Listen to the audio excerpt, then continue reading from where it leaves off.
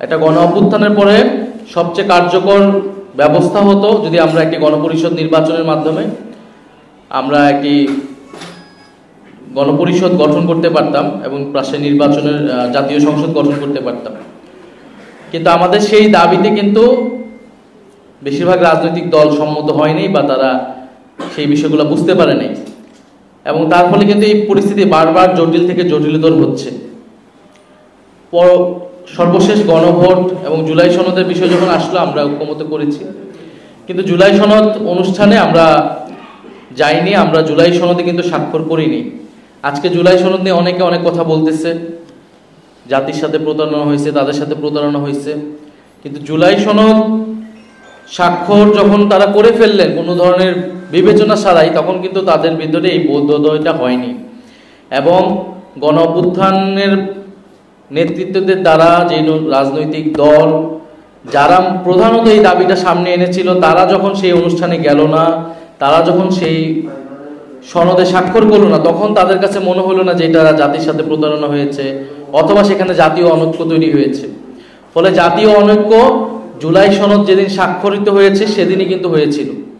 এবং আমরা খুবই পরিষ্কারভাবে বলেছিলাম যে পরবর্তীতে সরকার আসলে এটা কীভাবে বাস্তবায়ন করবে সেই বিষয়ে নিশ্চয়তা ছাড়া এই সনদে স্বাক্ষর করার কোনো মানে হয় না। এবং আমরা ঐক্যমত কমিশন একটা সুপারিশমালা দিয়েছে, আমরা সুপারিশমালাকে ইতিবাচক হিসেবে দেখেছি।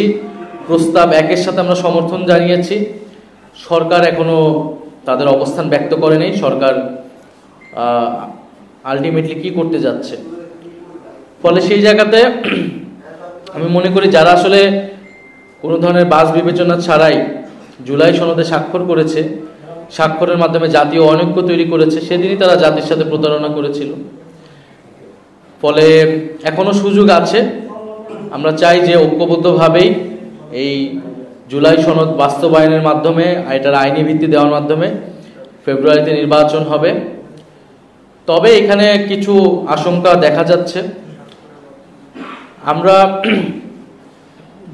আমরা যেই দাবিগুলো সামনে এনেছিলাম জুলাই সনদকে কেন্দ্র করে, এখন দেখা যাচ্ছে যে গণভোট আগে হবে না পরে হবে, নির্বাচনের সাথে হবে না নির্বাচনের আগে হবে, এইটাকে আবার প্রধান ইস্যু করে আনা হয়েছে। এটা মূলত জামায়াতে ইসলাম তারা নিয়ে আসছে, এবং এটাও একটা ভুল রাজনীতি। এবং আমরা যেটা আগেও অভিযোগ করেছিলাম, যেখানে আমাদের দাবি ছিল উচ্চকক্ষে পিয়ার, 2 কক্ষে পিয়ারের দাবিটাকে এনে এটা ইস্যুটাকে ঘুরিয়ে দেওয়ার একটা চেষ্টা চালানো হয়েছে। এই একই চেষ্টা এখনো চালানো হচ্ছে। সনদে কি কি সংস্কার হবে, কি কি প্রস্তাবনা থাকবে এবং সেটার আইনি ভিত্তিটা কিভাবে হবে, ডক্টর ইউনূস সেটা আদেশ জারি করবে কিনা, এগুলো হলো প্রধান ইস্যু, প্রধান তর্কের জায়গা। এই জায়গাগুলোতে একমত হলে গণভোট আমরা ইলেকশনের দিনও করতে পারি, ইলেকশনের আগেও করতে পারি, সে বিষয়ে আমরা আলোচনা করতে পারি। কিন্তু গণভোট আগে হবে না ইলেকশনের দিন হবে, এইটাতে হচ্ছে বিএনপি জামাত আবার একটা দ্বন্দ্বে চলে গিয়েছে, এবং যেই দ্বন্দ্বটা অযথা অপ্রয়োজনীয় বলে আমরা মনে করছি। ফলে আমার সার্বিক পরিস্থিতি দেখে আমাদের কাছে মনে হচ্ছে যে বিএনপি তো পুরো ঐক্যমত কমিশনের শুরু থেকে মৌলিক যে বিষয়গুলো ছিল সেখানে নোট অফ ডিসেন্ট দিয়েছে, বিরোধিতা করার চেষ্টা করেছে। ফলে সংস্কারের পক্ষে তারা কতটুকু আছে এই বিষয়ে জনগণের ভিতরে প্রশ্ন আছে, আমাদের কাছেও প্রশ্ন আছে। আবার অন্যদিকে জামাতের কার্যক্রমে মনে হচ্ছে যে তারা নির্বাচনকে পেছানোর কোনো অভিসন্ধি তাদের আছে কিনা, দুরভিসন্ধি আছে কিনা।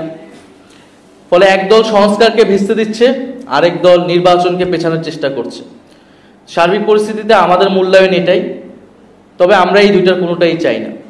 আমরা চাই যথাসময়ে নির্বাচন হবে ফেব্রুয়ারিতে, এবং জুলাই সনদেরও আইনি ভিত্তি পাবে এবং বাস্তবায়ন হবে। সেই জায়গায় এই দুইটি দল সহ যারা সকল রাজনৈতিক দলের প্রতি আমাদের আহ্বান থাকবে, তারা যাতে এক জায়গায় আসে, ঐক্যবদ্ধভাবে আমরা এই পরিস্থিতির উত্তরণ ঘটাতে চাই। এবং জুলাই সনদে যদি নোট অফ ডিসেন্ট থাকে, সবগুলো দলের নোট অফ ডিসেন্ট রয়েছে, আমাদেরও 2-1টা ইস্যুতে নোট অফ ডিসেন্ট আছে, তাহলে আসলে কোনো জিনিসই তো আসলে বাস্তবায়ন হবে না। নোট অফ ডিসেন্ট তার একটা সিদ্ধান্ত গ্রহণের পরে তার বিরোধিতা ছিল, সেই ঐতিহাসিক ডকুমেন্টেশনের জায়গা থেকে সেটা রাখা হয়েছে, কিন্তু এটা আসলে গণভোটে এটার কোনো ইফেক্টিভনেস থাকবে না। যদি নোট অফ ডিসেন্টই থাকে বা যার যার ইস্তিহারে থাকে সে এটা এসে বাস্তবায়ন করবে তার মতো, তাহলে গণভোটেরও প্রয়োজন হয় না, পুরো ঐক্যমত প্রক্রিয়ার যে এতদিন সেটারও কোনো প্রয়োজন হয় না। ফলে আমরা যে মৌলিক সংস্কারের যেই জায়গাগুলোতে ঐক্যমত হয়েছে, ঐক্যমত কমিশন প্রস্তাবনা দিয়েছে, উচ্চকক্ষ পিয়ারের বিষয়, তত্ত্বাবধায়ক সরকারের বিষয়, সাংবিধানিক প্রতিষ্ঠানগুলোতে নিয়োগের বিষয়, বিচারপতি নিয়োগের বিষয়, এই সার্বিক বিষয়গুলোতে আমরা মনে করি যে গণভোটে যাওয়া উচিত এবং সরকার এই গণভোটটা কিভাবে মানে কি প্রশ্ন সেখানে রাখবে সেটা হয়তো সরকার বিবেচনা করতেছে। তবে আমাদের কাছে ঐক্যমত কমিশনের প্রস্তাব 1 যেটা, সেটা আমরা সমর্থন করে আসছি।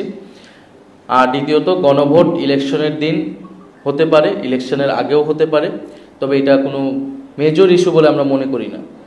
বরং এই ইস্যুতে আসলে বিরোধিতা বা তর্কের জায়গা না, বরং এটা সরকারের উপর ছেড়ে দেওয়া উচিত, নির্বাচন কমিশনের উপর ছেড়ে দেওয়া উচিত, তাদের ক্যাপাসিটি কতটুকু আছে আইন শৃঙ্খলা থেকে শুরু করে। তবে যদি আগে করা সম্ভব হয় এটা আগে হলে ভালো। তবে যদি সরকার একেবারেই সেই সক্ষমতা না থাকে, অপারগতা থাকে, সেটা হয়তো সবাই আমরা বিবেচনা করতে পারি। তবে জুলাই সনদ অবশ্যই এবং অবশ্যই ডক্টর মোহাম্মদ ইউনূসকে জারি করতে হবে। জুলাই সনদ যদি প্রেসিডেন্ট, তথাকথিত প্রেসিডেন্ট যিনি আছেন তার থেকে জারি হয়, প্রেসিডেন্ট অফিস থেকে জারি হয়, তাহলে এই জুলাই সনদের কোনো আইনি এবং রাজনৈতিক ভিত্তি তৈরি হবে না।